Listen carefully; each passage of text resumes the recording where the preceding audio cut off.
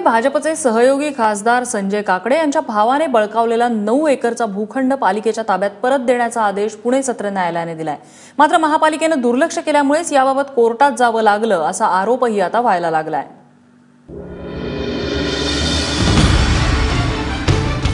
स्वारगेटला लागून असलेला हा 9 एकर मोक्याचा भूखंड पालिकेच्या मालकीचा आहे। मात्र भाजपचे सहयोगी खासदार संजय काकडेंच्या बंधूंनी चक्क कंपाऊंड टाकून या भूखंडाचा ताबा घेतला। महापालिका दुर्लक्ष करत असल्यानं प्रकरण कोर्टात गेलं आणि आता 15 दिवसांच्या आत ही जागा रिकामी करण्याचे आदेश कोर्टानं सूर्यकांत काकडेंना बजावले।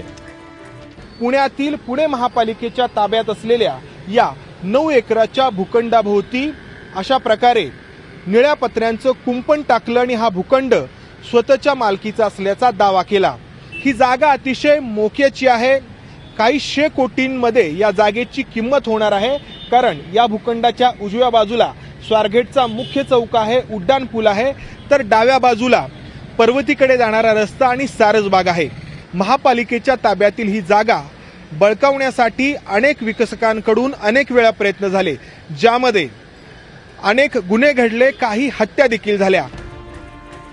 काँग्रेस राष्ट्रवादीच्या नगरसेवकांनी या भूखंडावरून महापालिकेत वारंवार आवाज उठवला, मात्र भूखंड स्वतःचा असूनही महापालिका गाफील असल्याचा आव आणत राहील। महापालिकेत सत्तांतर झाल्याच्या अवघ्या 3च महिन्यात सूर्यकांत काकडेंनी या भूखंडाला कंपाऊंड घातलं हे विशेष। ऐन इलेक्शनच्या धामधुमीमध्ये या 2017च्या महापालिकेच्या सार्वत्रिक निवडणुकीमध्ये एक बांधकाम व्यावसायिक काकडे म्हणून आहेत, ते पुणे शहरातले एक नामांकित बांधकाम व्यावसायिक, राजकीय त्यांना वलय आहे मोठं। 2 सातबारे त्यांनी करून घेतले, म्हणजे प्रॉपर्टी कार्ड एक सीटीएस नंबरनी केलं आणि एक फायनल प्लॉटनी केलं। हे जेव्हा आम्ही लक्षात आणून दिलं की 2015ला त्यांनी ते आपलं नाव बदललं, तरी पुणे महानगरपालिकेला 2 वर्ष माहिती नाही। आम्हालाही लक्षात आलं का नाही प्रॉपर्टी त्यांची, जेव्हा त्यांनी इथं पत्रे टाकायला चालू केले, हे लक्षात आल्याबरोबर आम्ही विधी सल्लागार आणि सतीश कुलकर्णी आणि आयुक्तांना लगेच पत्र दिली की पुणे मनपाची जागा आहे। तेव्हा हे खडबडून जागे झाले आणि तात्काळ जिल्हा अधिकाऱ्यांना पत्र पाठवून त्याचं प्रॉपर्टी कार्डचं नाव काढायला लावलं। 9 एकरचा भूखंड बळकावून सूर्यकांत काकडेंनी शिवसेनेच्या स्थानिक नेत्यांनाही गाळे उभारून दिल्याचा आरोप आहे। दुसरीकडे कोर्टाच्या निकालानंतर आपले बंधू संबंधित भूखंड सोडतील असं भाजपचे सहयोगी खासदार संजय काकडेंनी म्हटलंय। महानगरपालिकेला आम्ही पूर्णपणे सहकार्य करू या गोष्टीमध्ये, दोघं भाऊ।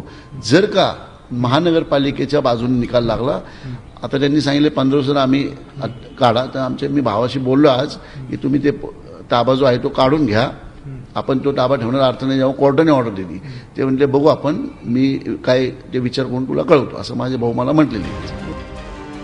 पुण्याचे कारभारी म्हणून ज्यांना निवडलंय तेच भूखंडाचे श्रीखंड खाताय, म्हणूनच महापालिकेच्या जागेसाठी कोर्टात दाद मागण्याची वेळ आली। जर प्रत्येक वेळी कोर्टच निर्णय देणार असेल तर या नेत्यांचा पुणेकरांना उपयोग काय? मंदार गोंजारी, एबीपी माझा, पुणे।